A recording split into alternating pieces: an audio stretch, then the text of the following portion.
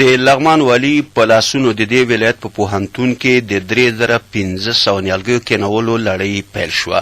د لغمان پوهنتون د زرغونولو د نیالګیو په دې کمپاین کې والي ښاغلي محمد آصف ننګ، امنیه قمندان پاسوال نبیجان ملاخیل، مهترلام ښاروال انجینر نجیب الله لکوزي، د کرنې رئیس محمد جمیل خوشحال، د پوهنتون رئیس عبدالصبور غفورزي، د یاد پوهنتون استادانو او محصلینو ګډون کړی و.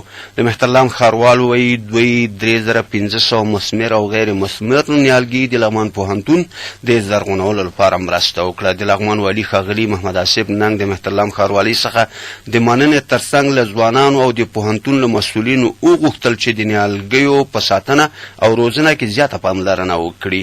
ښاغلي ننګ د پوهنتون مسؤلینو ته لارښوونه وکړه چې نوو او پخوانیو نیالګیو ته د اوبو سمې رسېدنې په خاطر د اوبو ذخیره جوړه کړي.